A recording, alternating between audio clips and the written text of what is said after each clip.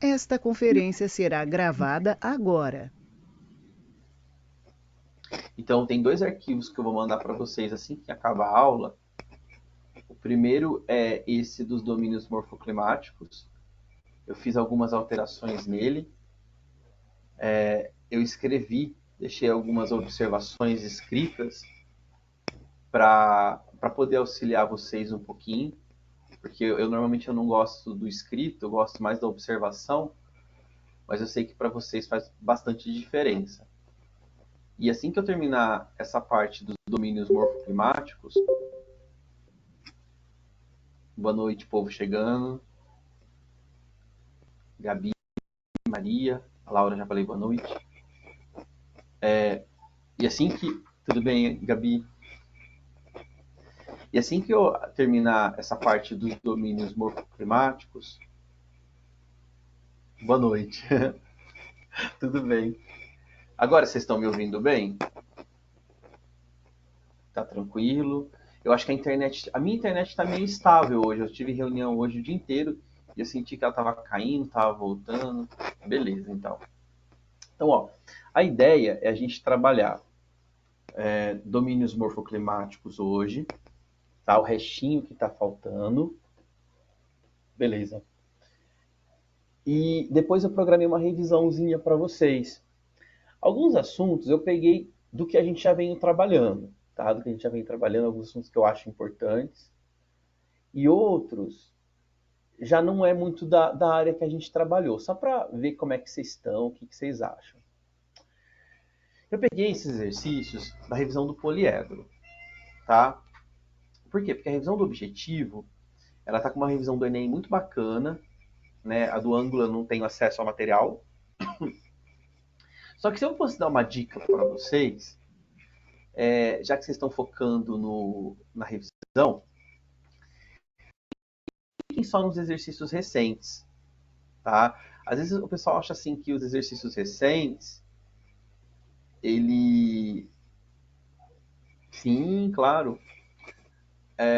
Acho que os exercícios recentes, eles vão se repetir. Então, por exemplo, que caiu em 2020, 21, vai cair em 2022. O pessoal não gosta muito disso, tá? As bancas, elas não gostam muito de repetir esses temas consecutivamente. Gostam de pegar alguns assuntos que estão mais enterrados. Então, eu coloquei alguns exercícios mais recentes e coloquei alguns de 2013, 2014. Aquelas coisas que não costumam sair muito da moda, tá? Oi, Rafa, boa noite para você. Ó, a Maria Clara, ela me fez fez um pedido aqui, bem de supetão, assim. Eu tenho mania, Maria, de quando as atualidades, os eventos vão acontecendo, eu vou anotando, tá? Esse ano eu não fiz isso, tá? Porque eu estava tão envolvido com outras coisas que eu não fui. Mas, por exemplo, ó, só pegando aqui algumas anotações que eu fiz no celular. Três que eu acho que são importantíssimas. No início do ano, nós tivemos as enchentes na Bahia, tá? É muito provável que algum vestibular traga o assunto das enchentes na Bahia. Enchentes, deslizamentos de terra, sempre são assuntos recorrentes, tá? Então essa é uma dica tipo cirúrgica para você. Outra dica muito boa é do retorno do Brasil ao Conselho de Segurança da ONU. Então vamos lembrar que o Brasil, que o Conselho de Segurança da ONU, né, é o órgão máximo da ONU em termos militares. Ele é composto por 15 países, sendo 10 rotativos. E 5 são países membros plenos, né, que não são rotativos, são os fixos. Estados Unidos, Estados Unidos, França, Reino Unido, Rússia e China, tá? Ou seja, são os 4 países que foram vencedores da Segunda Guerra Mundial. Só a China que acaba adentrando o Conselho de Segurança, se eu não me engano, em 1971. Mas os 4 aqui eles faziam parte dos vencedores da Segunda Guerra Mundial e acabaram entrando no Conselho de Segurança da ONU, tá? Daí o que acontece? Tem alguns países que questionam essa composição dos 5, tá? Um deles é o Brasil. Então, o Brasil, a África do Sul, o Japão e a Alemanha são países que questionam essa modalidade de 5-10, 5 fixos e 10 rotativos. Eles queriam que os membros fixos aumentassem. Então é por isso que o Brasil ele se esforçou muito em mandar forças em missões de paz, né? Ele mandou forças para o Timor-Leste, quando o Timor-Leste teve a sua independência lá nos anos 2000. Ele mandou forças de paz para o Haiti. Ele mandou várias forças de paz para o continente africano. E um dos países que ele mandou recentemente, e isso é uma atualidade também, foi para Moçambique. Tá? Moçambique entrou em conflito na região norte do país e daí o Brasil também mandou forças de paz para lá. Então essa é uma outra atualidade muito importante. É o retorno do Brasil ao Conselho de Segurança. E eu vou te dar mais uma, e depois a gente vê se a gente lembra de mais alguma outra, tá? Que foi a erupção vulcânica na ilha de Tonga, tá? Foi uma erupção muito grande. Esses temas como erupções vulcânicas, terremotos, são sempre questões muito boas para que você tenha questões de... Espera aí, só um pouquinho, eu estou com um problema aqui. Questões de atualidades para vestibular, tá certo? Torre, pega aqui. Vê se ele abre para você. Beleza? Bom, então vamos lá. Então depois a gente, se vocês lembrarem de mais alguma atualidade, vocês jogam aí que eu comento com vocês. Eu realmente tô meio assim, agora nessa altura do campeonato, eu já fico meio desligadão já na situação. A gente fica mais no básico, tá? Ó, então eu coloquei aí para vocês um mapa que ele vai se repetir várias vezes no decorrer da aula. É um mapa de domínios morfoclimáticos. Que eu me lembre, na aula passada, eu havia comentado com vocês sobre, deu certo? Sobre o domínio morfoclimático amazônico e sobre o cerrado, tá?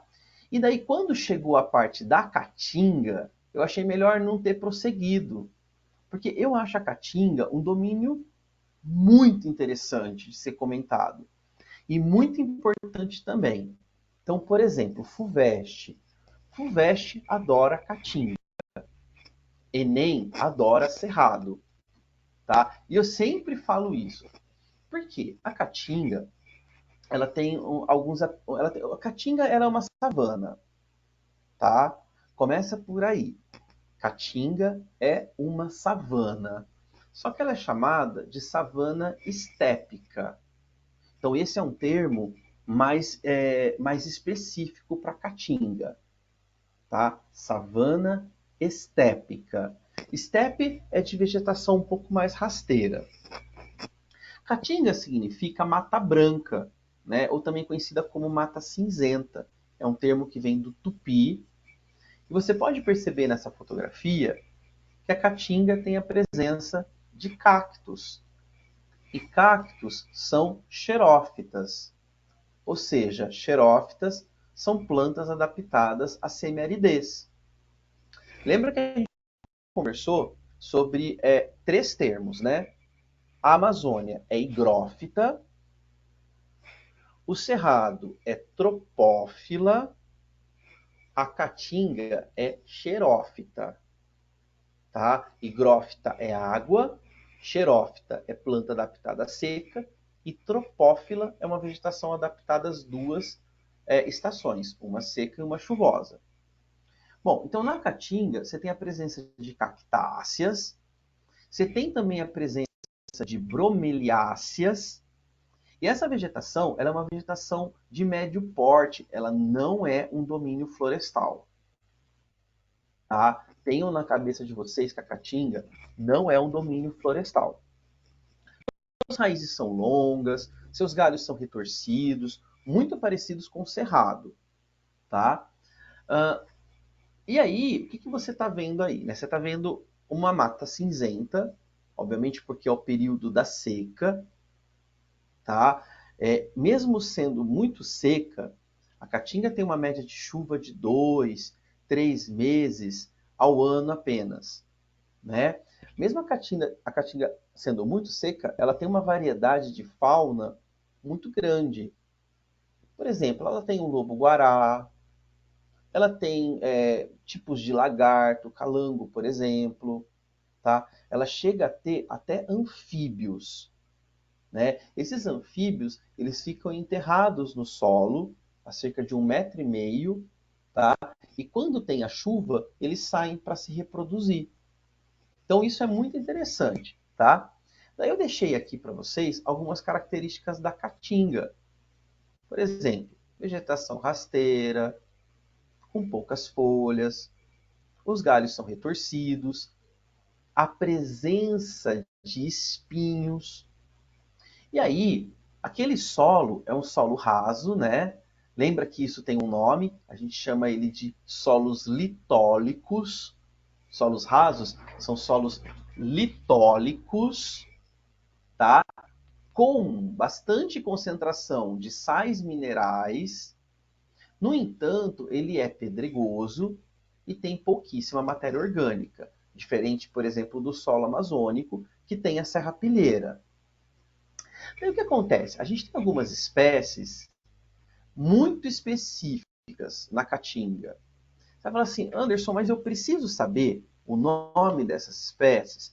Precisa, tá? Por exemplo, o mandacaru e o xique-xique, ele é muito falado na literatura brasileira, né? Então, se você for ler Graciliano Ramos, se você for ler João Cabral de Melo Neto, tá? Vai aparecer mandacaru. Mandacaru, ele é uma cactácea, né? Então, peraí, retira-se os espinhos e corta-se esse mandacaru para dar para o gado. Vamos lembrar que essa região tem uma economia sertaneja muito forte, né? Então, o gado, a pecuária extensiva, aquela pecuária de baixa qualidade, a pecuária do gado crioulo, né? É muito presente na região. E o xique-xique também é muito conhecido na literatura, tá? Então aí você está vendo, né, a presença ainda de cactáceas, né, bromeliáceas aí. E esse é o facheiro. Não, mentira. Esse é o umbuzeiro, tá? Ó, tem até duas fotos dele. Esse é o umbuzeiro. O mandacaru é esse daqui, tá? O umbuzeiro é muito interessante porque a raiz dele, ela forma como se fosse uma batata, tá? E essa batata, ela armazena água. Essa raiz que armazena água, ela é chamada de xilopódio.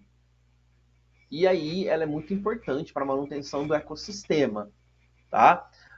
Sabe-se que, inclusive, a gente tem aí a introdução do bode no sertão nordestino, e o bode, ele não é uma espécie natural, ele é uma espécie exótica. E todo mundo sabe que o bode come tudo, inclusive essas raízes de xilopódio, tá? Eles comem tudo que puder imaginar. E isso, obviamente, contribui para o processo de desaparecimento da caatinga, né? Até porque a caatinga, como ela é uma vegetação muito seca, ela é muito fácil de ser desmatada, porque ela é tida como uma vegetação feia. Acredita-se assim, olha para isso e fala, não tem vida. Mas, na verdade, sim, tem vida, tá? Então aí um mandacaru, tá? E esse é o percilau, o desenho do percilau. É, fica muito atento nisso, porque eu vou bater de novo na tecla, tá? A caatinga ela é um domínio muito perguntado nos vestibulares. Ela está localizada na depressão sertaneja aí do São Francisco, né? Que é uma unidade geomorfológica definida pelo Jurandir Ross. E aí tem muita gente que olha essa fotografia e confunde com o cerrado. Não pode, tá? O cerrado não vai ter cactáceas como essas, tá certo? E aí, a gente viu mais um domínio, que é o domínio da caatinga. O próximo domínio é o domínio da mata de araucária, tá? É um domínio que também eu gosto muito de falar. Você pode perceber que a mata de araucária, ela pega principalmente Paraná, Santa Catarina e o norte do Rio Grande do Sul. Essa é a chamada área nucleada da Mata dos Pinhais, da Mata de Araucária. A Unicamp perguntou: onde eu posso encontrar araucária fora de sua área nucleada? São Paulo, Minas, Rio, Espírito Santo, tá? Então, fora da área nucleada, eu posso encontrar a mata de araucária nesses 4 estados. Bom, mas aí você vai perceber assim, Anderson, mas a mata de araucária não é típica de uma área fria? Sim. Então, qual é o condicionante que me leva a ter mata de araucária nessas regiões? A altitude, tá? Por exemplo, Campos do Jordão. Campos do Jordão está um pouquinho mais acima do nível do mar, e daí a temperatura diminui e é um condicionante favorável para o aparecimento da mata de araucária, tá? E é essa vegetação aqui. Cadê a fotografia dela? Ó, só mostrar para vocês aqui, tá? O mapa fora da área nucleada. Você está vendo Minas, Espírito Santo, Rio, São Paulo, mas principalmente aqui, tá? Essa área aqui, ela já foi intensamente desmatada. Hoje a gente tem um desmatamento da mata de araucária em cerca de 95%. 95% já desapareceu da mata de araucária. Tanto que é um crime gigantesco no sul do país você desmatar a araucária. Tá? Olha bem para a imagem, olha bem como é que ela é. Vou falar as características para você e depois eu volto lá para te mostrar o escrito, tá? Ela é um domínio florestal, então, diferente da caatinga, ela é floresta. Ela é homogênea, você está vendo que ela é toda igual, né? Daí você vai falar assim, nossa, Anderson, então ela é um hotspot, né? Ela pode ser um hotspot se ela foi tudo isso desmatada? Não. Por quê? Porque ela não tem espécies endêmicas como as outras regiões têm. Então ela é um domínio florestal, ela é espaçada, tá? Ela é homogênea, você vê que ela não é densa, ela é homogênea e espaçada. As folhinhas delas são todas fininhas, chamadas de aciculifoliadas, tá? Então vou mostrar aqui para vocês as características da mata de araucária, tá? Ela é homogênea, aciculifoliada, espaçada, também é perene, você vai ver ela verde o ano inteiro. E essa fotografia aqui é um desenho do Percival, né? Que já retrata a colonização da região sul, né? Com essas casinhas de telhado mais predominantemente europeus. E no fundo, a araucária, certo?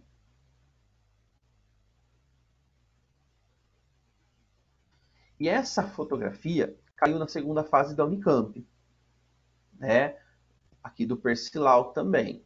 Então, eles pedem para identificar esse domínio e pede para dar as características. Semana passada até conversei com vocês, né? Eu disse que eu fiz uma prova de um vestibular e eu tinha colocado essa imagem. E a banca pediu para tirar, né? A revisora pediu para tirar, porque disse que era uma fotografia muito batida nos simulados de colégios, né? Eu tentei argumentar, eu não acho que ela é tão batida assim, mas é araucária. Beleza? Tudo bem até aí? Tranquilo? Ó, próximo domínio é o domínio dos mares de morros. Então, eu vi até uma questão que o pessoal falou da UFO, né? Na semana passada, dois alunos tinham me mostrado uma questão da UFO. Por quê? Porque a Mata Atlântica, ela pega tudo isso daqui, tá? É como se a Mata de Araucária fizesse parte, em alguns trechos, da Mata Atlântica. Eu sei que isso parece um pouco estranho. É que nós temos na Mata Atlântica diferentes tipos de matas. Nós temos florestas que são deciduais, são florestas que têm perda de suas folhas, tem florestas semideciduais, tem florestas nas áreas de altitudes mais elevadas do sul do país. Bom, mas assim, isso é uma questão muito específica, tá? Eu vou te mostrar, na verdade, esse domínio, que é o domínio dos mares de morros, tá? O domínio dos mares de morros, ele está se estendendo de norte a sul do Brasil, pela costa litorânea, adentrando o território. O bioma é o bioma da Mata Atlântica, tá? Mas o domínio é o domínio dos mares de morros. Quem cunha esse termo mares de morros é o Aziz Absaber, tá? Inclusive ele vai usar o termo mamelonização. Eu disse isso para vocês na aula passada. Mamelonização. Quem ama mares de morros é a FUVEST, tá? FUVEST, primeira fase, o mares de morros cai muito bem. Principalmente se você precisar identificar esse bioma, né? Então, os mares de morros, ele tem o relevo mamelonar, é o relevo da meia laranja, tá? É assim que a gente fala mesmo, tá? Não é apelido bobo, não. Relevo da meia laranja. Você pode perceber a cobertura original dessa vegetação e os remanescentes, ou seja, aquilo que sobrou, tá? A vegetação original daquilo que sobrou, que está justamente nas áreas de maior altitude, tá? Obviamente por conta do difícil acesso. E aí vem as características da Mata Atlântica, tá? Mais um domínio florestal, só que hoje o índice de desmatamento da Mata Atlântica está na casa dos 93%, tá? Mais ou menos 90%. Nossa, o que eu fiz aqui? Eu queria escrever 93%, tá?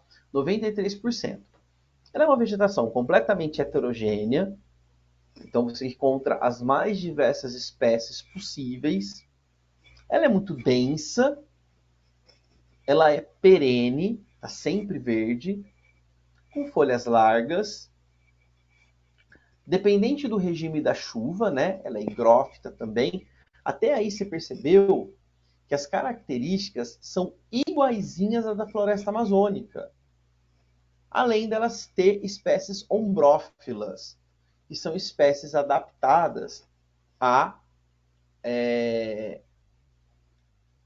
ambientes mais escuros, tá?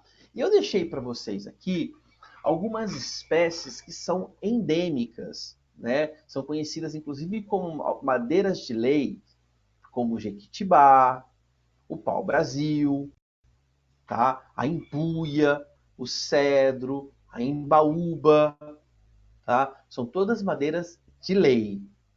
Mas você vê que as espécies são muitas, né? Tem desde ipês, presença de musgos, tá? As epífitas, eu não lembro agora o que é epífita, não me vem na cabeça, tá? Se alguém lembrar aí e quiser jogar na aula.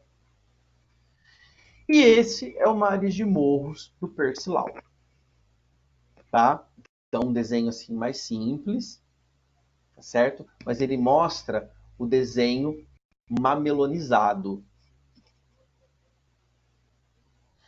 Agora, essa fotografia é da mata de encosta. Então, é a vegetação que você vai encontrar no pé da serra, tá? Bom, agora vem o último domínio, tá? Mas calma que não terminou. Então falamos da Amazônia, falamos do Cerrado, falamos da Caatinga, dos mares de Morros e da Mata de Araucária. O último domínio é um domínio que fez muito polêmico esse ano, tá? É um domínio bastante desvalorizado. É o domínio das pradarias, tá?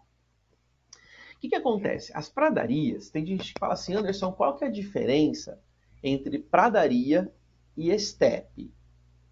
Ó, as duas vegetações são herbáceas, ou seja, são gramíneas.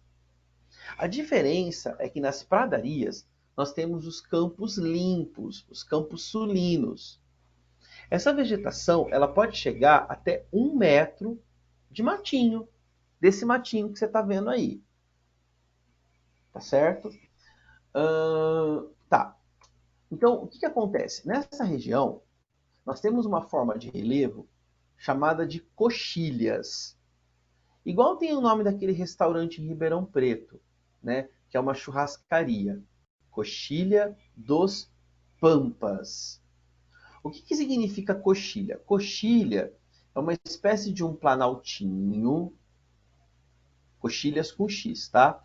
Ele é todo redondinho, bastante desgastado, então ele é um planalto mais desgastado, tá? Mais arredondado, chamado de coxilhas. E nessas coxilhas a gente encontra as pradarias, por isso que se fala coxilha dos Pampas, tá? Bom, então tá aí, ó. Os campos são formados por herbáceas, que são gramíneas, e pequenos arbustos. Ó, os arbustos vão ser chamados de campo sujo. Quando eu tenho gramínea misturada com arbusto, eu chamo de campo sujo. Então tá aí, ó, campo limpo, predomínio das gramíneas, campo sujo quando tem arbustos, os campos de altitude, encontrados nas áreas mais altas, tá? Os campos da ileia, lembra que esse termo ileia, a gente se refere à floresta amazônica, tá? Então lembra que no meio da floresta amazônica a gente tem presença de campos naturais, tá? E a ilha de Marajó, que é aquela ilha que no seu mapa aqui, eu percebi isso hoje, tá? Agora dando aula, eles esqueceram de desenhar, que é uma ilha que normalmente em sala de aula eu nunca esqueço de desenhar. Aqui na ilha de Marajó, ela vive sempre inundada numa parte, e na outra parte você tem a presença dos campos, tá? Que ele definiu para você ali como campos da Ileia, campos encontrados na ilha de Marajó, tá certo? Tem os campos meridionais, que seria a mesma coisa da presença dos campos limpos, ok? Aí, né, uma imagem só para vocês refletirem. Hoje esse bioma é um bioma muito afetado, tá? Por conta da pecuária, o avanço da soja, o avanço do trigo, né? O Rio Grande do Sul também tem muito plantio de arroz nas áreas de várzea. E agora a gente vai falar sobre os ecótonos, tá? Então esse mapa ele só traz os domínios. Só que a gente tem que pensar assim, ó, não tem um domínio daqui até aqui e a partir desse momento inicia outro. Não. Eu tenho áreas de transição, tá? Eu expliquei isso para vocês na semana passada. A gente chama ou de ecótonos ou de áreas de transição, ou eu posso usar o termo também paisagem de exceção. Eu encontro aqui, aqui e aqui, tá? Esse daqui é a Mata dos Cocais, esse é o Agreste e esse é o Complexo do Pantanal, tá? No caso, a Mata dos Cocais, né, o meio norte, ele está entre o domínio da Amazônia, o domínio do Cerrado e o domínio da Caatinga. Agora, o Agreste, ele está entre a Caatinga e a Mata Atlântica, e os mares de Morros. O Complexo do Pantanal, ele leva esse termo justamente porque é um domínio muito complexo. Recebe da Amazônia e do Cerrado, principalmente. Mas tem espécies da Mata Atlântica, dos campos do sul do Mato Grosso do Sul e até da Caatinga presentes aqui, tá? Então esse é o Agreste para vocês. Ele é uma área de transição. Você vai perceber que ele tem um pouco de espécies de cada uma, tanto das vegetações mais baixas da Caatinga, quanto das vegetações mais úmidas e florestais da Mata Atlântica. Então aí já está numa área bem com presença de cactáceas, né? A pecuária bovina sempre muito presente. E daí eu coloquei aqui algumas características para vocês do Agreste, tá? Então a primeira coisa é a gente lembrar que ela é uma área de transição da Caatinga para a zona da mata. Então ela vai ter presença de cactáceas, tá? Presença também de leguminosas e de mirtáceas. As mirtáceas normalmente elas são frutíferas. Se eu não me engano, a goiabeira é uma mirtácea, tá? Estou procurando aqui rapidinho. Bem naquele momento que eu preciso rapidinho, que a internet resolveu travar. Ó, quais as plantas da família da mirtácea? Acho que a internet não está de boa, não está legal comigo no celular. Deixa eu ver se elas são frutíferas mesmo. São arbóreas ou arbustivas, geralmente perennifólias e aromáticas. Tá? Eu queria algumas espécies aqui. O eucaliptus é uma mirtácea, a pimenta também é uma mirtácea, tá? Só para... Não é da minha área, né? É mais da área de biologia, mas já que a gente está trocando uma ideia. Ah, sim, e tem as frutíferas mesmo. Ó. A goiabeira é uma mirtácea, a pitanga, a jabuticaba, o jambo, tá? Todas elas são mirtáceas. E essas combretáceas, eu dei uma olhada antes, mas eu esqueço, tá? Porque não é minha área, a gente fala pouco sobre isso. E eu só quis colocar para poder completar para vocês, caso a galera de biologia goste aí da botânica, tudo mais, tá bom? Bom, em relação ao solo, eles são solos mais pedregosos. Vamos lembrar que o agreste, ele é muito diferente de tudo que você vai encontrar no Nordeste, tá? Por exemplo, enquanto na zona da mata a estrutura fundiária é de latifúndio, é um latifúndio monocultor, assim como no sertão é um latifúndio e no meio norte é um latifúndio, no agreste não. O agreste, ele é minifúndio, tá? Vai aparecer uma questão já já para vocês resolverem aí. O agreste tem presença de um minifúndio policultor. Deixa eu ver se a questão aparece aqui na Unesp 2022. Tá? Então, configura uma característica econômica do agreste nordestino. O abrigo de empresas desenvolvedoras de softwares. Não, né? O Recife não está no agreste, o Recife está no litoral, está na zona da mata. A venda de excedentes das policulturas familiares em tradicionais feiras livres, sendo um exemplo a feira da cidade de Campina Grande, na Paraíba. Ó, Campina Grande é a capital do Agreste. A FUVEST trouxe isso há uns anos atrás, tá? Ela colocou um perfil de relevo e pingou a Campina Grande no Planalto da Borborema. Então, de cara, a alternativa correta é a letra B. tá? Eles são monoculturas, desculpa, eles são minifúndios policultores e o que sobra faz o comércio, tá bom? O complexo do Pantanal, né? Aqui você pode perceber que o complexo do Pantanal ele é um bioma internacional, então ele avança principalmente para a Bolívia e para o Paraguai. Aqui na Bolívia e no Paraguai, o complexo do Pantanal ele é chamado de Chaco. Quem perguntou isso há muitos anos atrás foi a Unesp, tá? Ele chama de Chaco. Ele não é essa área inundada que você vê assim o ano todo, não, tá? O que deixa essa área inundada é o fato dela ser uma planície. Agora eu vou te perguntar sério. Uma planície sofre processo de erosão ou de sedimentação?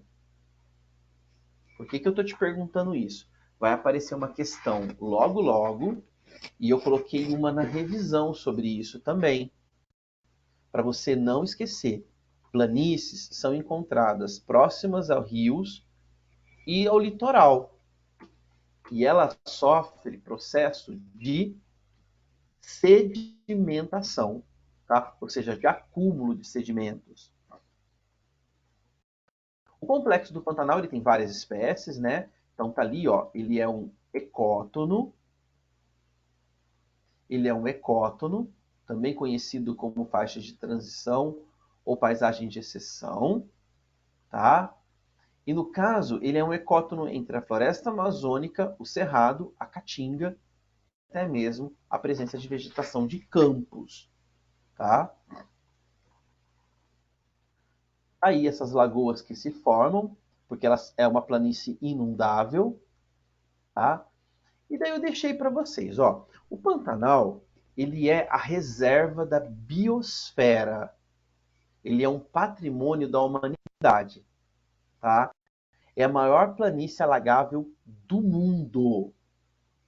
No meio do Pantanal, você tem presença de serras, é por isso que o maciço de Urucum está lá, né? E você tem presença de chapadas, que é um tipo de vegetação, é um tipo de relevo característico do cerrado.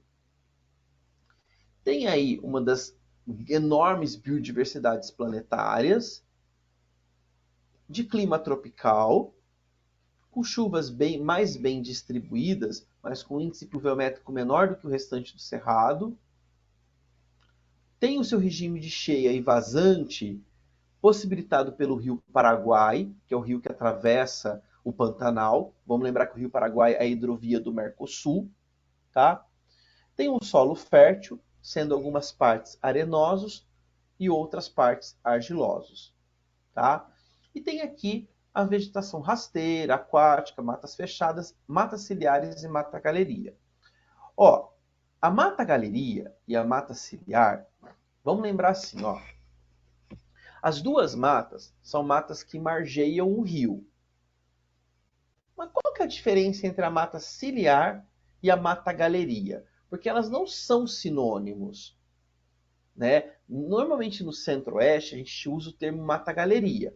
A mata galeria, ela fecha em cima do rio. A mata ciliar, ela é aberta, tá? Então ela é chamada de mata galeria porque ela fecha em cima do rio, tá? E aí vem uma questão para vocês, que não é para você ficar na dúvida. Vou deixar vocês fazerem, tá?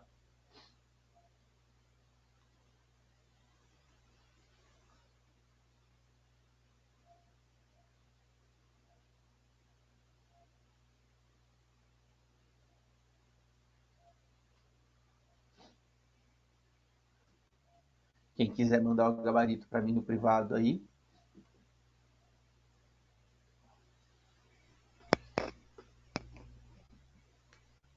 Eu falo que as mulheres vão dominar o mundo. Ó, só tem eu e o Brian aqui de menino e o resto só menina. Ainda bem que tá na hora de vocês dominarem o mundo, viu? Não é, Brian? Exato, Bianca. Eu deixei vocês escolherem, e você viu que eu fiz um comentário anterior, porque, ó, a letra A, uma planície em desgaste. Uma planície em desgaste.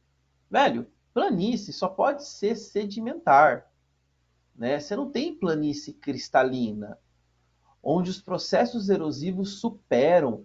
Cara, ele viajou nessa questão, mas ele colocou na letra A. Por quê? Porque as pessoas sabem que é a planície do Pantanal Mato Grossense. Mas a alternativa correta é a letra E. Ela é uma planície sedimentar em formação, no qual a sedimentação supera os processos erosivos. Tá? Mais uma para vocês. Essa eu vou fazer a leitura e daí eu deixo vocês resolverem. Tá? O que se costuma chamar popularmente de bioma Mata Atlântica e de bioma Mata Amazônica não são, na verdade, biomas, mas conjunto de biomas, uma vez que não apresentam a condição básica do conceito internacional de biomas, isto é, um espaço geográfico natural que se caracteriza pela uniformidade de condições climáticas, edáficas e de fitofisionomias. Ó, você pode ver que o cara está falando de bioma de domínio e não é um oásis, até porque a gente está falando de Unicamp, tá? E a Unicamp, ela rompe um pouco com esse tradicionalismo acadêmico. A FUVEST não. A FUVEST ela é mais tradicional. Tanto que é mais fácil eu dar dica para você para a FUVEST do que eu dar dica para você para Enem, né? Até porque dica para Enem é impossível. A partir da leitura do texto e de seus conhecimentos sobre os biomas brasileiros, assinale a alternativa correta. Eu vou ler, tá? A ocorrência de savanas no Brasil restringe-se à região centro-oeste. Cuidado, a gente tem cerrado também no sudeste.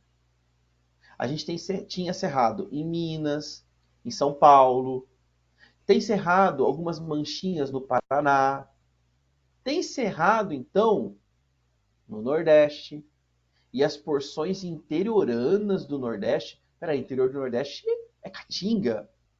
Então, deixa a letra A de ladinho, né? Parece que não está muito certo, não. Letra B. As florestas no Brasil só ocorrem na zona intertropical. Peraí, então quer dizer que abaixo do trópico eu não tenho floresta? Uai, mas e a mata de araucária? Pois esses biomas são adaptados a climas quentes, com precipitação superior a 2.000 milímetros anuais e temperaturas médias superiores a 25 graus Celsius. Ó, isso daqui errou a questão, tá? Os vestibulares não estão mais fazendo isso, viu? O Unesp não deixa mais usar isso, tá? Somente questões que restringam a prova não está sendo mais usada. Assim como negativas também, tá? Negativas os caras não têm usado.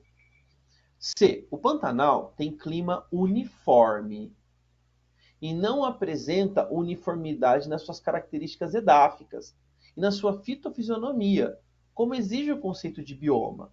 Por isso é considerado um sistema complexo. Será?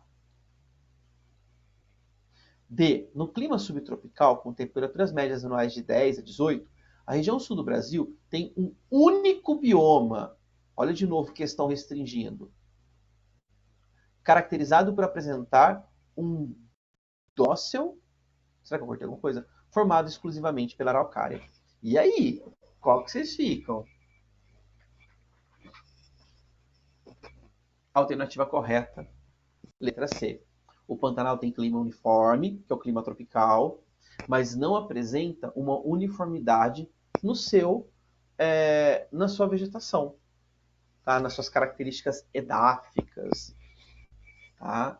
E na sua fitofisionomia, como existe o conceito de bioma. Por isso é considerado um sistema complexo. Você viu que eu fiquei toda hora falando complexo do Pantanal, complexo do Pantanal, complexo do Pantanal. E a Mata dos Cocais, tá? Que é nosso último ecótono. Calma que não acabou a aula, tá? Porque ainda tem mais 2 ecossistemas litorâneos.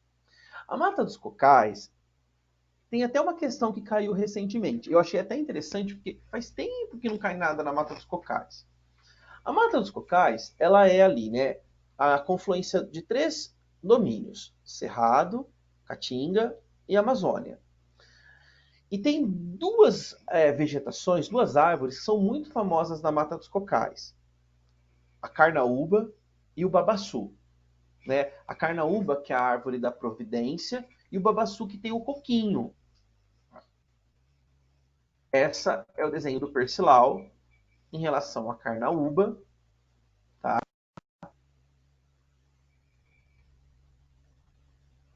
E mais uma também do Percival. A assinatura dele aqui no cantinho, ó. Vocês já perceberam que eu gosto pouco de Percival, né? Bom, e daí eu coloquei aqui para vocês as características da Mata dos Cocais que eu acabei de comentar com vocês. Uma área de transição, destaque para o babaçu e para a carnaúba, nada de grande importante, tá? É claro que o babaçu e a carnaúba, eu destacaria o extrativismo vegetal. Então tem as mulheres, quebradeiras de coco, né, do babaçu, a carnaúba, que gera uma cera muito importante, usada de forma industrializada. Ah, não tem questão. Eu pensei que tivesse, ela deve aparecer depois, tá? E agora a gente vai para os ecossistemas costeiros. O primeiro é o mangue. Ó, vou te dar uma dica do mangue. O mangue não é um ecossistema brasileiro só, tá? Você vai encontrar mangue no mundo inteiro.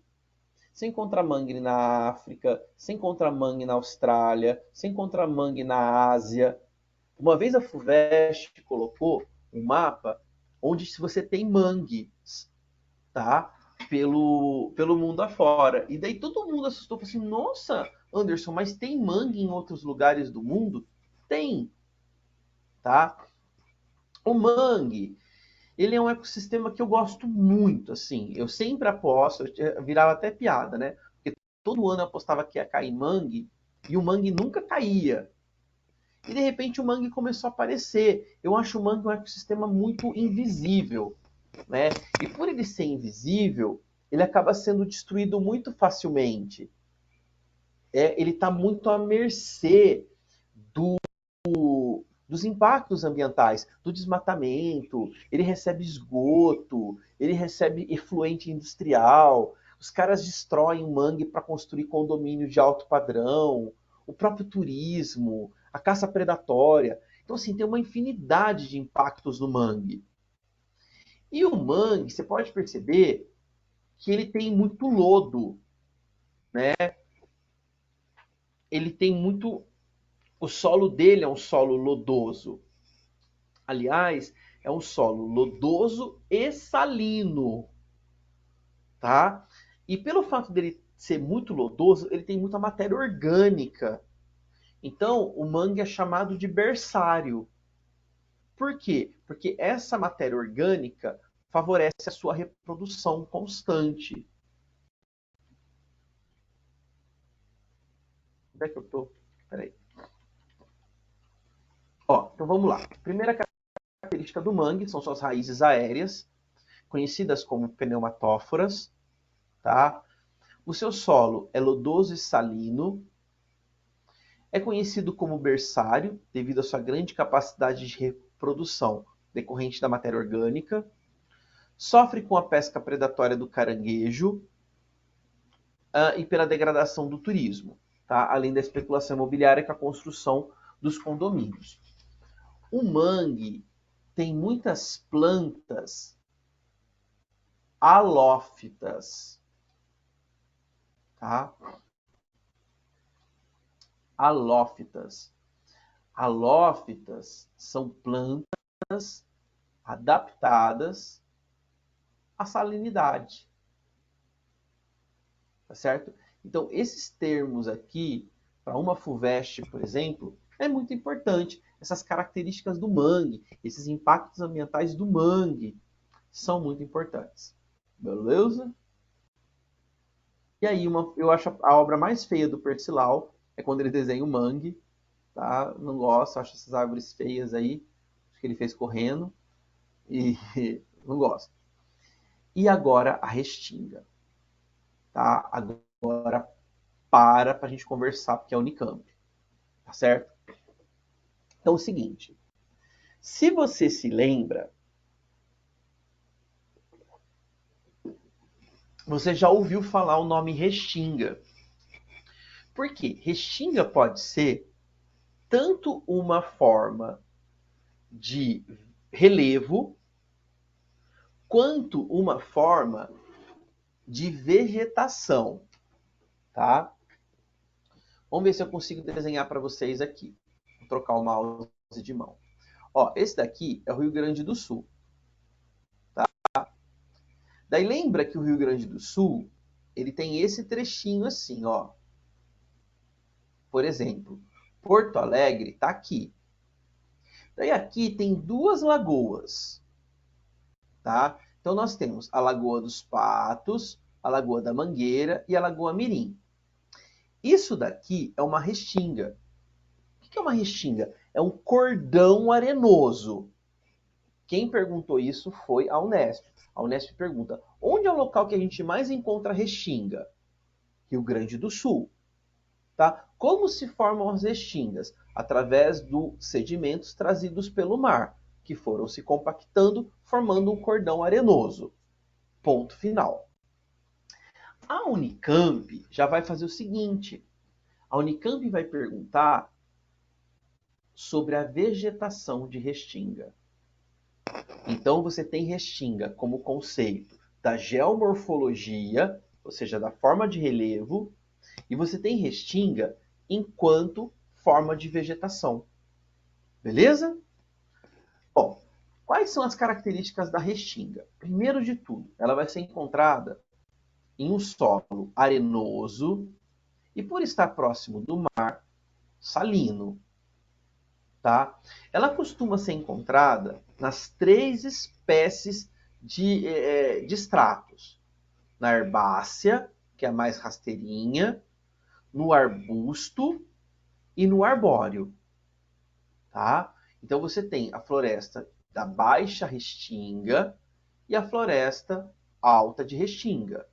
Tá? E aí eu coloquei algumas fotografias para vocês verem restinga, que era só essa. Só na verdade, eu acho que a melhor para ser observada é essa daqui, tá? Que você vê o solo arenoso e vê todos os estratos até você entrar numa floresta mais fechada. Beleza? Povo, acabamos o domínio morfoclimático.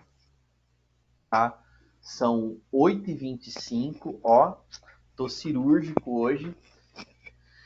Vou fazer a revisão com vocês, tá?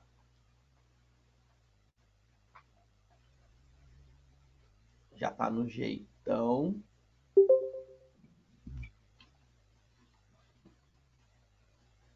Ó, vê pra mim se tá ok aí, aparecendo ok pra vocês. Okidoki. Bom, então é o seguinte, o que eu preparei de revisão para vocês? Eu fui lá no material do poliedro, né? O material do poliedro ele gosta de trabalhar com exercícios mais novos. Mas foi o que eu te falei. Ó, depois de conversa. Mas foi o que eu te falei. No material do poliedro, Gabi, acho que seu microfone está aberto.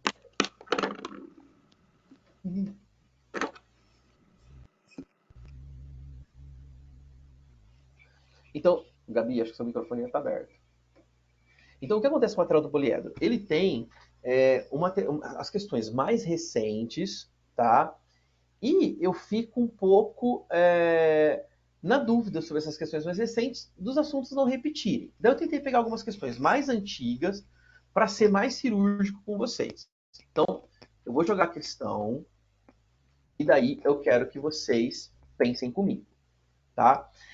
Essa questão da FAMERP, tá? Considerando a estrutura geológica continental, as formações típicas de regiões de instabilidade tectônica, constituídas no período terciário, tá? Aqui para tudo. Período terciário. A gente já não usa mais esse termo, tá? Lembra que o termo correto é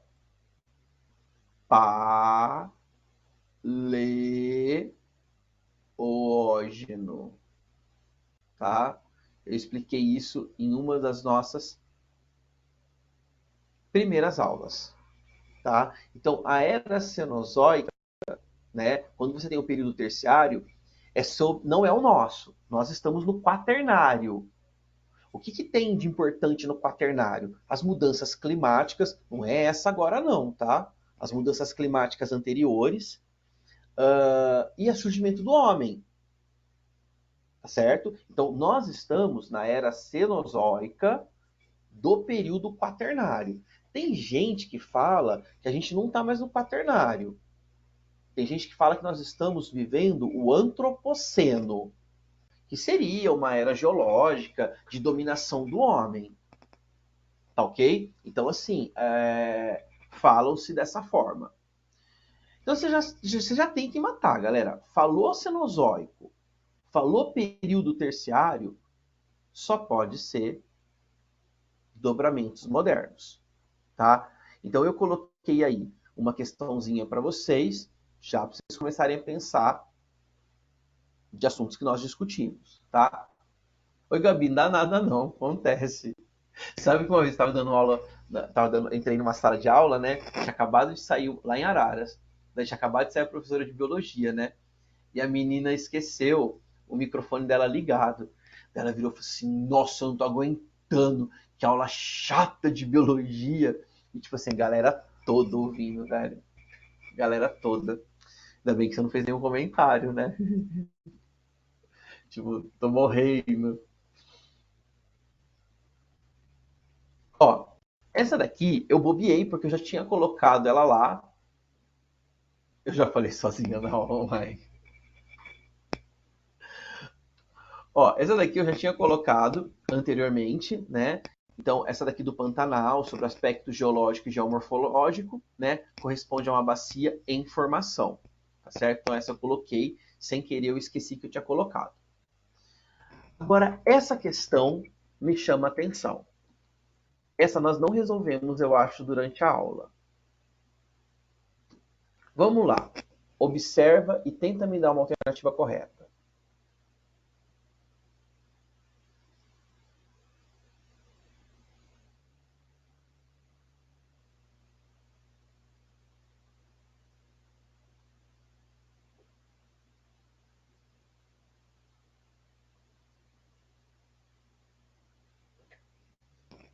Vai, chuta alguém aí. Ó, todas as vezes que aparecer uma fotografia de rocha e o exercício pedir para você identificar tipo, que tipo de rocha é, só vai poder ser rocha sedimentar, tá? Não pode ser outra rocha, certinho, Bianca? Não pode ser outra rocha. Certinho, Rafa? Só pode ser rocha sedimentar. Então você está percebendo aí que, primeiro de tudo, de cara é sedimentar. Olha as camadinhas diferentes, cada uma de uma cor, formada de uma época. Isso é, com certeza, uma rocha sedimentar. Se é uma rocha sedimentar, ela não pode ser ígnea, porque ígnea são rochas vulcânicas.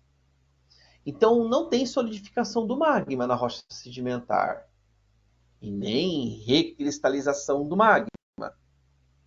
Numa rocha sedimentar, eu não preciso de alta pressão. A alta pressão é para rochas metamórficas, tá? Rochas metamórficas é que eu tenho alta pressão e alta temperatura. Então, só sobrou uma presença de estratos, de estratificação, tá? Essa questão é uma questão muito bacana, viu? Essa é uma questão legal para a gente poder visualizar rochas e discutir os seus processos de formação. E essa daqui? Essa daqui eu estava resolvendo hoje, né?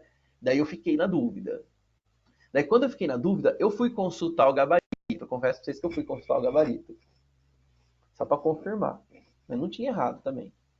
Acontece a gente errar. Resolve aí.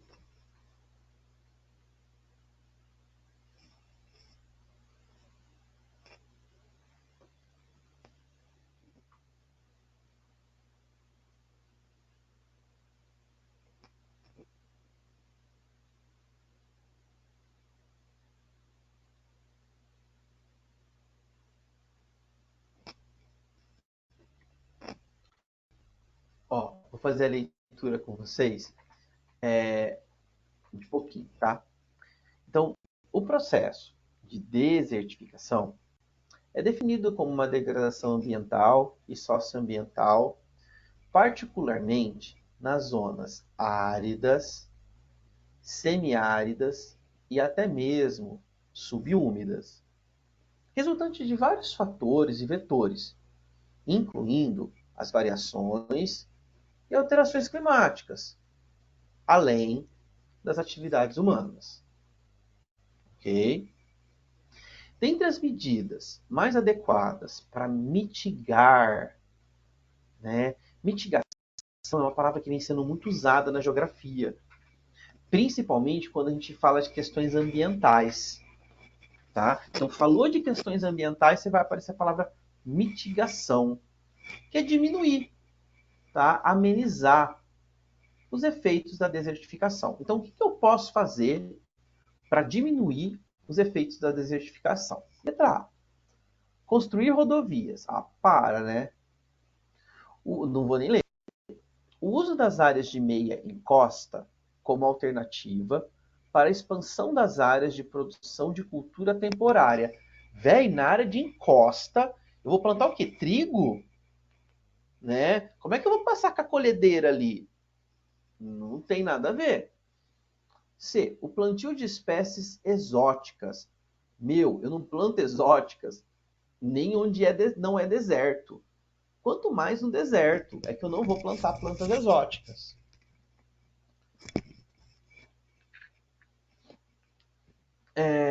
Letra D. A prevenção, recuperação e reabilitação de terras parcialmente ou totalmente degradadas com a recomposição, obviamente, de espécies nativas.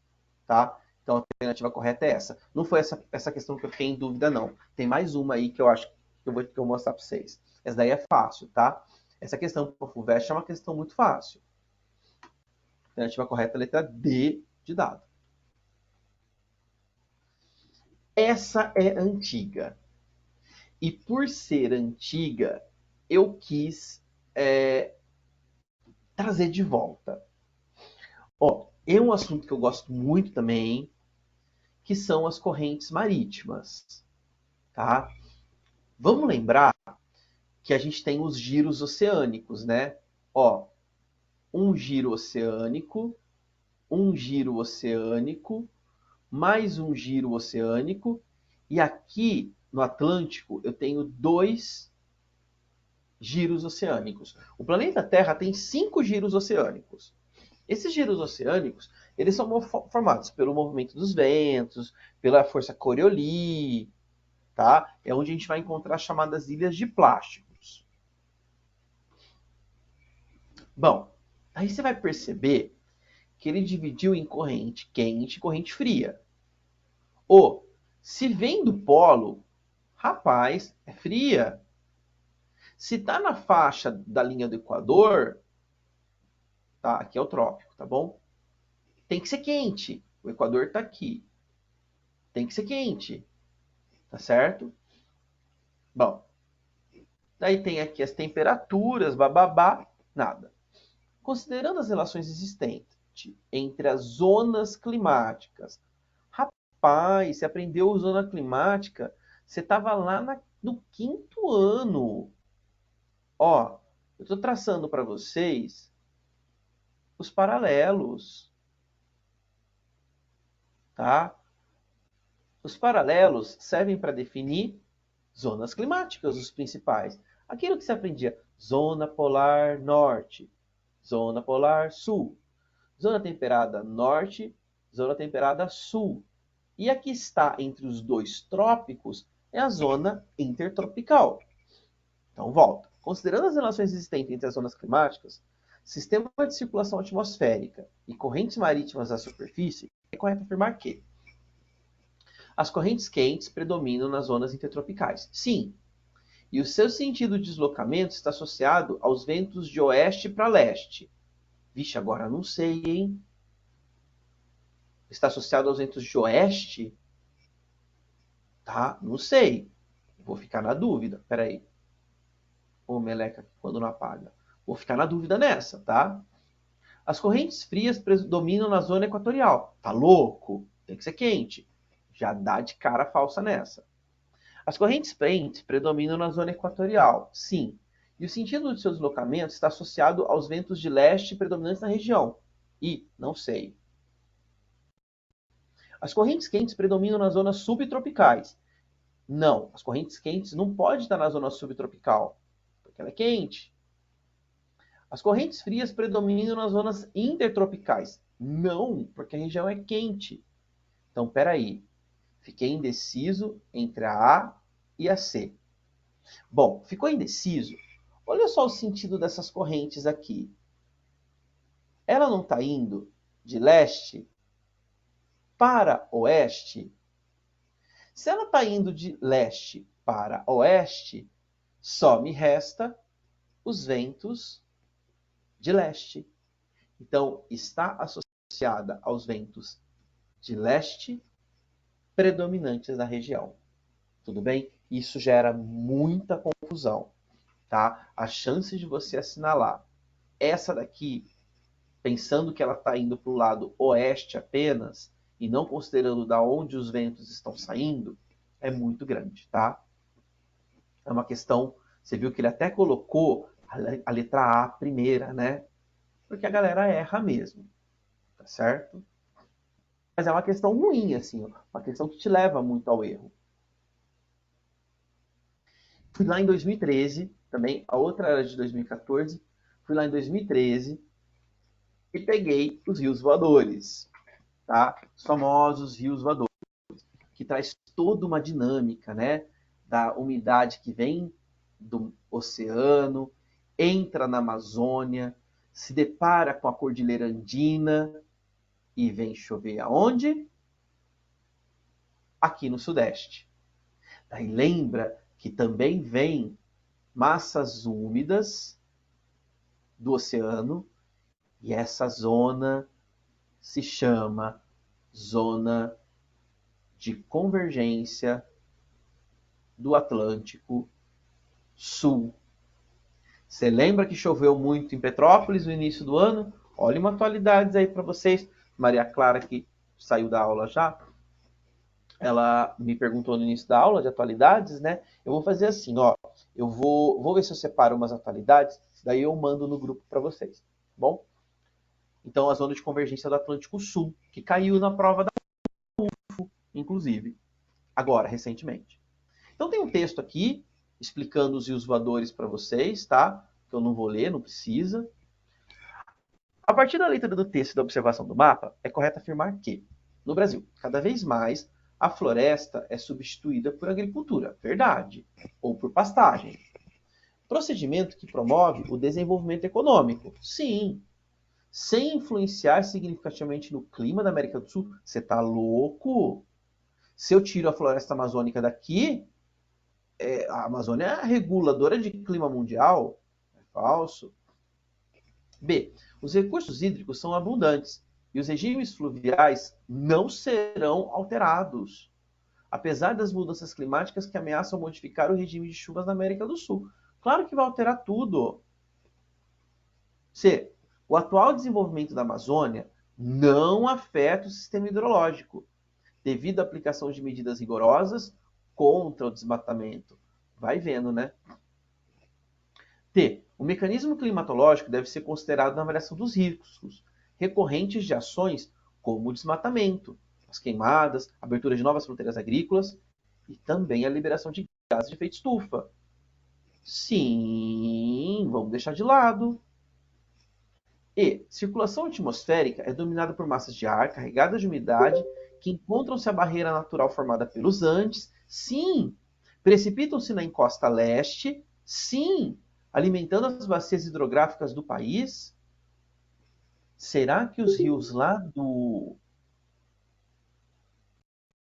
dos Andes são os que abastecem os do Brasil? Tem o da Amazônia, né? E aí, vocês ficam com a D ou com a E? Eu te ajudei até aqui.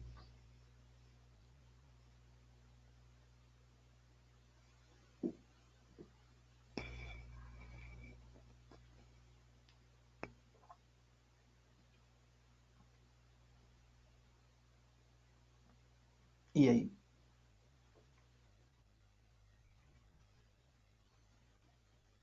Alternativa correta?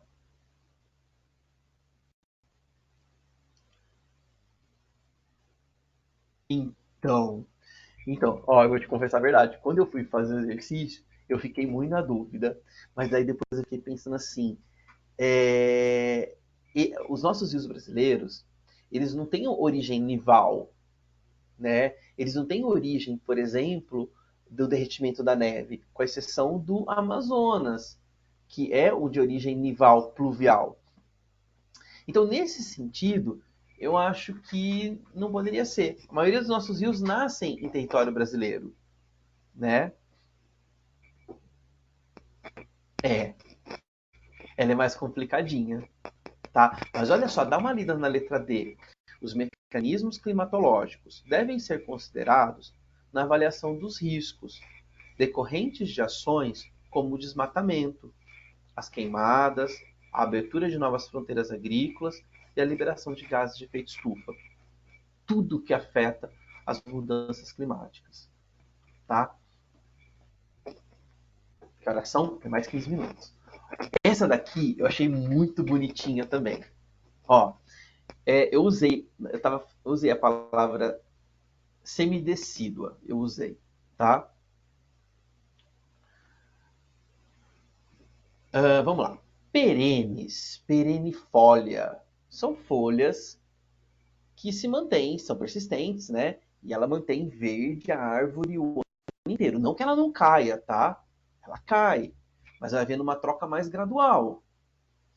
A caduca é a que cai, né? A gente chama ela de folhas decíduas, ou algumas semidecíduas, porque elas têm perdas parciais. Dentre as formações vegetais brasileiras, as características 1 e 2 apresentadas na imagem são encontradas respectivamente. Então, por exemplo, Amazônia é perene. Amazônia é perene. Mata Atlântica é perene. Mata Atlântica é perene. Caatinga não é perene. Tirei uma. Bom, agora caduca. Ó, pradaria não tem nem árvore. Então, com isso, eu já cortei duas. Tá? Mata dos Pinhais, eu falei para você, a mata de araucária, ela é perene.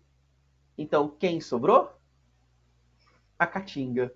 Tá? Eu achei essa questão muito bonitinha da FAMERP. Né? Acho que vocês devem saber que a FAMERP traz uma geografia mais fácil, tá? Mas vale a pena a gente refletir sobre. Mais uma da FAMERP, tá? Essa já muda um pouco o nosso assunto, tá? E eu trouxe ela justamente para a gente poder conversar um pouquinho. Este grupo tende a crescer no Brasil nas próximas décadas, como aponta a projeção da população do IBGE, atualizada em 2018. A consultora em demografia e política de saúde, Cristina Guimarães Rodrigues, considera necessário ter políticas públicas voltadas para os tratamentos de saúde, alimentação mais saudável e exercícios físicos, além de construções e transportes mais acessíveis, ao aumento de doenças crônicas. Cita que são doenças mais caras e requerem tratamentos um pouco mais custosos, tá? Eu acho que da sala ontem, daqui, eu acho que só a Ana Crocroix e o Brian estavam na aula de repertório sociocultural da Ana Marrocos. E a Ana falou um termo que eu achei muito interessante, que foi epidemia de obesidade. Né? É um termo científico mesmo, que o Brasil vive uma epidemia de obesidade. Então, quando eu vi essa questão, apareceram várias coisas na minha cabeça. Apareceram, por exemplo, o censo, que está sendo realizado, né, com 2 anos de atraso. Lembra que o censo no Brasil ele é feito a cada 10 anos, e ele é muito importante para o desenvolvimento de políticas públicas. Né? É através do censo que a gente tem a designação de políticas públicas para investimento em saneamento básico, moradia, processo de desenvolvimento, Enfim, um monte de coisa. Daí outra coisa que me apareceu foi sobre envelhecimento da população brasileira, né? Isso é um fato. Galera, não é só Brasil, tá? A China está com um pipinão gigantesco de envelhecimento populacional, tá? O Brasil está com um pipinão de envelhecimento populacional e a gente acaba saindo, nesse momento, do chamado bônus demográfico, né? O que é esse bônus demográfico? É quando você tem a soma da população adulta, né? A população adulta, ela é maior que a soma dos dois grupos, o de crianças e o de idosos, tá? Então a gente está ainda no momento de vantagem, com a população economicamente ativa muito grande. Bom, o excerto está falando sobre o quê? Ele está falando sobre o envelhecimento da população brasileira, tá certo? Por isso esse cuidado todo, né? Esse olhar mais humano. Ó, aí eu peguei esse da FUVEST, porque ele traz um conceito que é um conceito tem sido muito abordado na Unicamp e na FUVEST, que é o conceito de gentrificação, tá? Então diz aí, em Barcelona, em 2012 e 2013, a cada 15 minutos uma família recebia uma ordem de despejo. Desde então, o panorama da habitação mudou totalmente. Estamos assistindo uma onda de especulação imobiliária, que agora se foca no aluguel, explica Daniel Pardo, da Associação de Moradores para o Turismo Sustentável. Este fenômeno pôs em prática um processo acelerado e violento de expulsão de inquilinos, acrescenta, onde a pressão de especulação imobiliária internacional e a indústria do turismo causaram um aumento substancial nos preços dos aluguéis. É o tal do Airbnb. É que a gente não pensa, né? Por exemplo, você acha que se eu tiver um apartamento na praia, você acha que eu vou querer alugar para uma família morar? Vamos supor, o aluguel custa R$ 1.500. Jamais que eu vou colocar para uma família morar. Eu vou fazer o quê? Eu vou fazer um aluguel de Airbnb. Porque eu ganho R$ 1.500 em uma semana. Então, em um mês eu ganho R$ 6.000. É muito mais lucrativo. Então, o turismo, ele está favorecendo nessa tática do Airbnb uh, uma especulação imobiliária. Imagina agora para quem mora nessa região que eu tenho um apartamento. Se todo mundo tiver um apartamento para alugar para Airbnb, o preço do aluguel vai subir muito.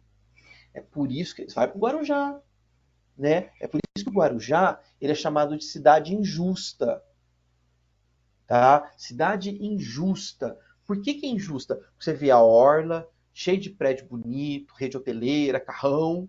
Daí você olha para trás, só aquela pobreza. Por quê? Porque toda a verba produzida ali não é distribuída para esse restante dessa cidade, né? É uma cidade injusta. Então, os conceitos que explicam as dinâmicas urbanas descritas no texto é o processo de gentrificação. O que é essa gentrificação? Tá? A gentrificação ela é um procedimento urbano bastante antigo. Ela começa na Europa, já no processo da segunda revolução industrial, e significa você refuncionalizar. Você passa a dar outra função para o prédio. Eu pego a região central, que era um prédio abandonado, e eu transformo ela num café. A gentrificação ela costuma estar associada a um procedimento de alto padrão para a classe média, média alta, tá? Bom, foi essa questão que eu fiquei na dúvida, né? Eu peguei essa questão, essa eu achei difícil, não sei se vocês vão achar, tá? Tá acabando, beleza? Fatores naturais, bem como a ação humana, podem atuar em processos de degradação ambiental. Em zonas áridas, semiáridas e subúmidas. Cara, daí eu fiquei numa dúvida tremenda, tá? Compartilhar com vocês minha dúvida para a gente poder discutir. Quando eu peguei essa questão, eu bati o olho nela, falei assim, cara, eu quero falar sobre salinização com a galera. Né? Por quê? Porque a salinização, ela só vai acontecer em áreas mais secas. Então, em áreas... Ah, Anderson, ficou horroroso, vai. Em áreas semiáridas, tá? Em áreas semiáridas, em áreas secas. Então, a salinização me chama a atenção. Só que a salinização não vai acontecer numa área subúmida. Teria que ser numa zona árida e semiárida. Então, não pode ser salinização. Laterização não pode acontecer numa região seca.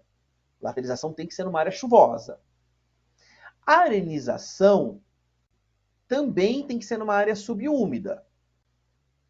Tá? Então, em zonas áridas, semiáridas e subúmidas, inicia-se processo de desertificação. E o impacto esperado dela é a redução da biodiversidade. Portanto, a alternativa correta, letra D de dado. Deixa eu ver o que tem aqui. Deixa eu comentar com vocês, tá bom? Para eu poder finalizar a aula. Pesquisem sobre neoliberalismo. Beleza? Neoliberalismo é uma questão que cai muito na redação da FUVEST.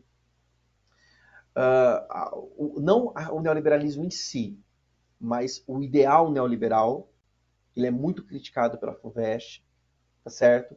Eu duvido que algum vestibular de universidade pública esqueça Enem, tá? Seja favorável a práticas neoliberais, porque as práticas neoliberais, elas consistem na redução de direitos trabalhistas, no fim de movimentos sindicais, tá? E na menor interferência do Estado na economia.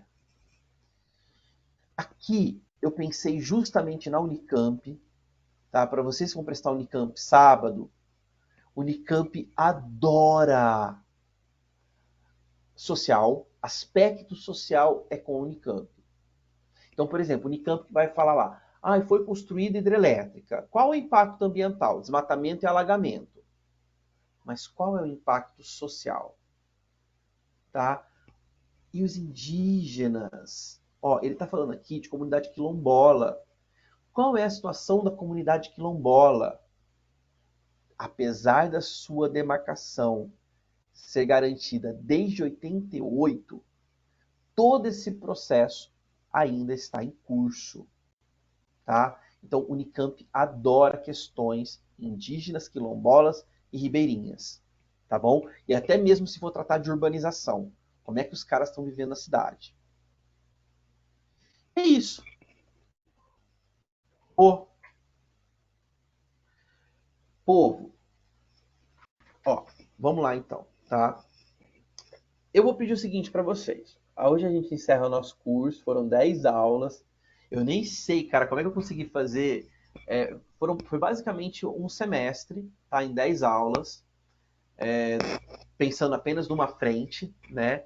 Que foi a frente 1 do poliedro. Tem coisa pra caramba, assim, a gente conversou sobre muita coisa bacana.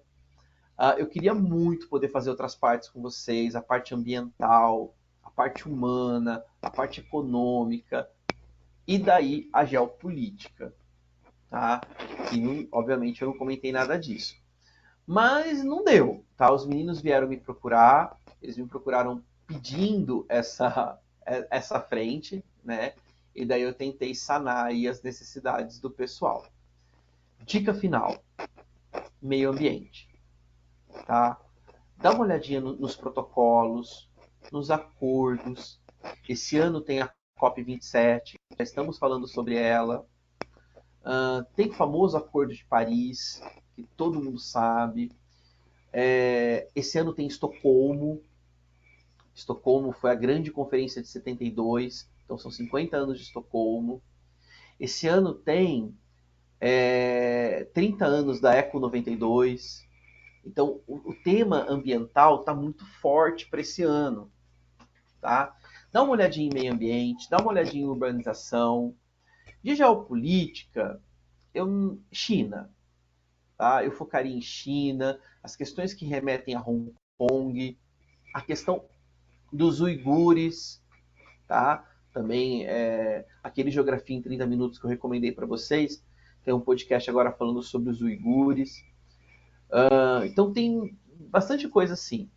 Mas no mais, eu espero poder ter ajudado vocês um pouquinho, tá? Eu vou fazer uma lista de atualidades, vou mandar lá no grupo. Então não sai do grupo ainda não, tá? Fica mais um pouquinho aí, até depois se vocês quiserem me dar um feedback das provas, como é que foram.